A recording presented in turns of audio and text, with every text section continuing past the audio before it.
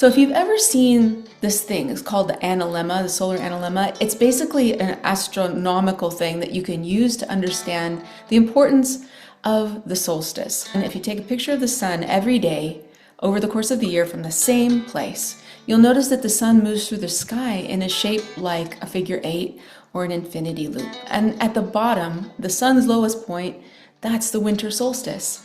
At the moment of stillness, the sun appears to pause at the base of that infinite cycle of the year. It's not just a low point, it's a foundation for everything that follows, everything that's going to come ahead as it climbs back up to the top, the apex. It's a place of depth and rest and reflection. So this image is also showing us that every low point is just the potential for an upward turn. Okay, so the image I have, the thing that came to me was architecture. And the architect that came to mind, it's Frank Lloyd Wright. We're going to be the architect of our own solstice intentions here. It's not just a seasonal shift. It's a time where we can design our own blueprint going forward.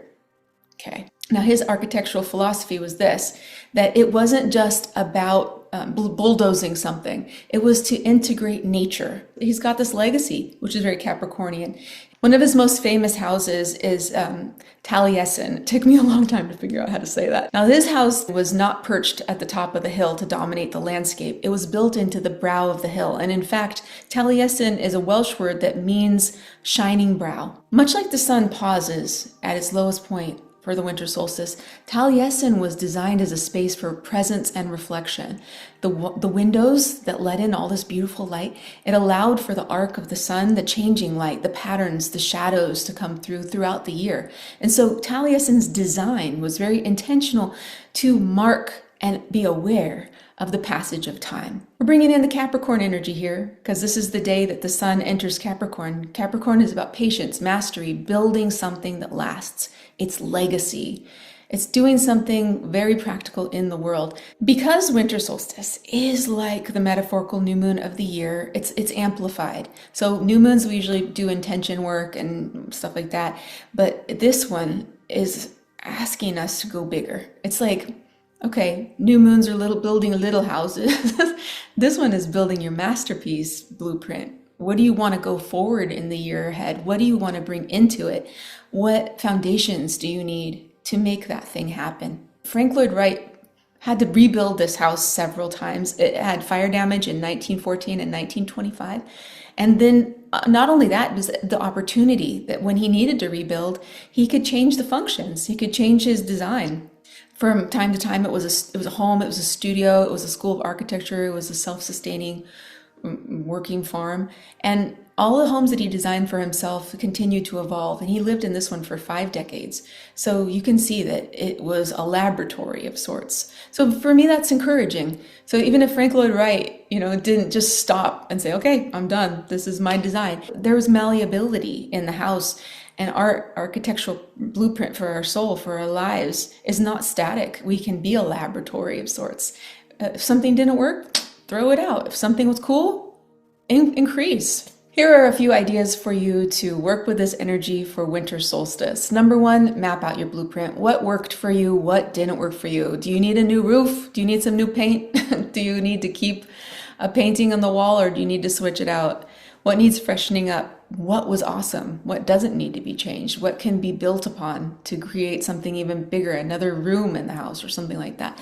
And this can be done like through journaling, through writing a letter to your future self, or even just being introspective, just taking some time, quiet time without anybody around you to distract you or bother you. Number 2, set up some foundations. If you think about your life like a house, it needs solid foundations. And a lot of the time we already know. We know what we need to fix. We know what we need to change.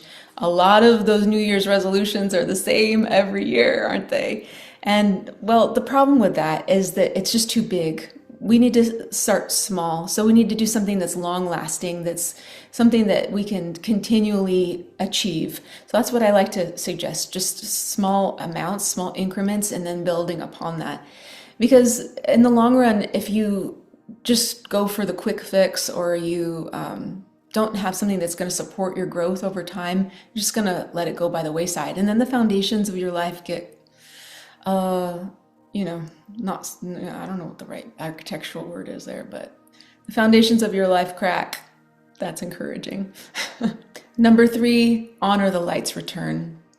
Buy a cool candle, or if you have one already, just light a candle to celebrate the sun's return. Think about how the sun grows the beautiful things in our world, brings us warmth, it brings us light, it brings us joy and happiness. And what kind of things do you want to plant now so that they're under the ground, nice and cozy, ready for that sun warmth to germinate and grow into the new year? Number 4 is create a little space for winter, a winter altar, let's say. And this would be a place to honor the solstice. You can keep it up for the entire season. And my thought was maybe just having a space where you maybe intentionally change it per seasonal change. So the solstices and the equinoxes, and put something there to continually mark time over the year. Because putting ourselves in that present moment is very powerful for manifestation, for making things happen. Number 5, integrate nature with your blueprint. Winter is a time when nature is taking a little break. Everything slows down, quiets down, preparing for new growth.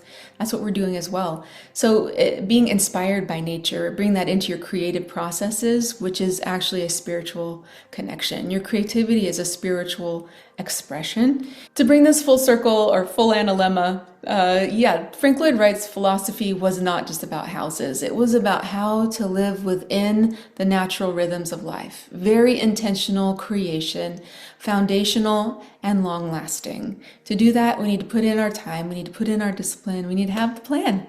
Have that blueprint, that idea. It doesn't have to sit at the highest peak. It doesn't need to be completed right now. It just has to be rooted in intention, in tune with the world around you and your individuality.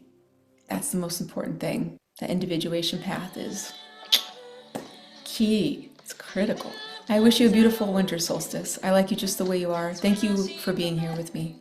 I'll talk to you next time. The red wing sees me too. The endless weight of our lives can be lifted up like wings.